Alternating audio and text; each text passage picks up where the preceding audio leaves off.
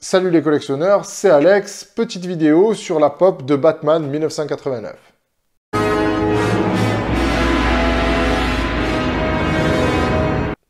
Avant de passer au déballage de cette figurine, je tenais à faire mon mea culpa sur les pop. Parce que lorsque c'est sorti, j'ai vraiment décrié le format, j'ai pas du tout aimé ce que j'ai vu au début, on va dire, de ce qu'il faisait.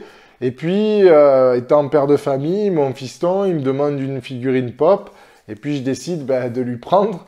Et puis, c'était à la période de Noël, je crois, il y avait une offre pour 60 € d'achat, on avait une pop offerte, et c'était celle de Spider-Man. Vu qu'il est fan de Spider-Man, je me suis dit, il va être content. Donc, je fais les 60 € d'achat, je récupère la pop et on la déballe à la maison. Et au déballage, je suis surpris. Je revois un petit peu mon jugement, je la trouve sympathique. Et j'avais toujours eu aussi un problème sur l'exposition. Comment exposer ça, même si ça reste quelque chose, ça fait un petit peu jouer, c'est moins qualitatif qu'une résine forcément, vu que le prix n'est pas le même, mais je me demandais comment l'exposer. Je voyais pas mal aussi de collectionneurs de pop qui font des murs de pop en boîte.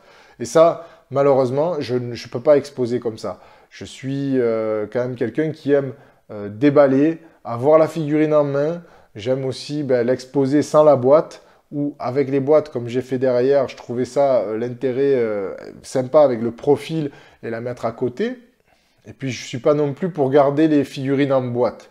Je fais très attention aux boîtes, je les garde. C'est pas un problème pour moi ça, mais laisser une figurine emballée, ça n'a pas d'intérêt pour moi. Je trouve que les mettre au mur emballés ou ce genre, c'est pas ma façon de collectionner. Je respecte ceux qui le font, mais j'ai beaucoup de mal. J'ai besoin d'avoir l'objet dans les mains, j'ai besoin de l'avoir, j'ai besoin de temps en temps de la prendre. Voilà, c'est ma façon de collectionner. Trêve de blabla, on va passer donc à la vue détaillée de ce Batman 1989 que j'adore. Et nous voilà une vue un peu plus resserrée, vu que la pop c'est pas très grand. Voilà, donc un petit tour de la boîte rapide. Écoutez la marque, le logo de Batman. Ici, vous avez le petit stickers, le petit logo Batman 80 ans. Donc, elle est sortie pour l'anniversaire des 80 ans de Batman. Ici, on a le 1989. Donc, c'est bien la version de Tim Burton, Michael Keaton. Une boîte de pop, comme beaucoup, avec en dessous les crédits, l'écologie et compagnie. Alors, on va la déballer, comme ça on va la voir un petit peu de près. Savoir. Moi, j'avais beaucoup aimé, quand j'avais vu les photos, le costume. Voilà, hop, hop, ça, la boîte, on l'a assez vue. Donc voilà, au niveau du costume, franchement, je trouve que les détails sont vraiment top. Moi, je la reconnais direct. Je vois très bien quel Batman c'est. C'est pas Batman Return, c'est pas Batman Forever. Franchement, j'ai craqué sur celle-ci parce que voilà, le mat, l'effet mat sur le masque, il est vraiment super joli. Le petit effet qu'on a sur la cape aussi, c'est super sympa. Il tient le Batarang dans la main. Et je sais pas, je le trouve super top. Hein. Regardez, on va faire un petit peu le point. Au niveau de la tenue, c'est vraiment quelque chose. Et c'est là où je me dis, c'est que les pop, ils se sont améliorés là-dessus. On a une caricature, si elle est bien faite, on reconnaît tout de suite d'où ça vient. Et bien là, moi, je le reconnais de suite. Je le trouve super top. Voilà, donc on va pas non plus faire une vidéo de 10 minutes pour exposer la pop. Qu'est-ce que c'est? Tout le monde sait ce que c'est, mais je voulais vous la présenter celle-ci.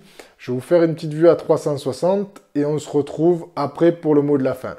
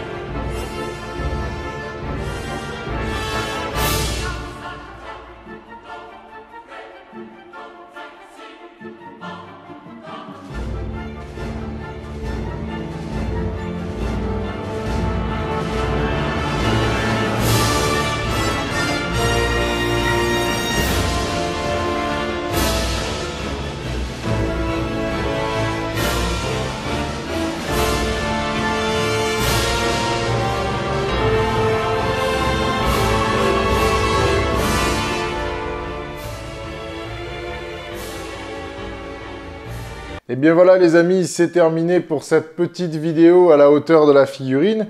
J'espère que ça vous a plu. Je voulais déjà remercier tous les abonnés. Merci aussi pour les commentaires constructifs qui m'aident beaucoup pour la suite des vidéos.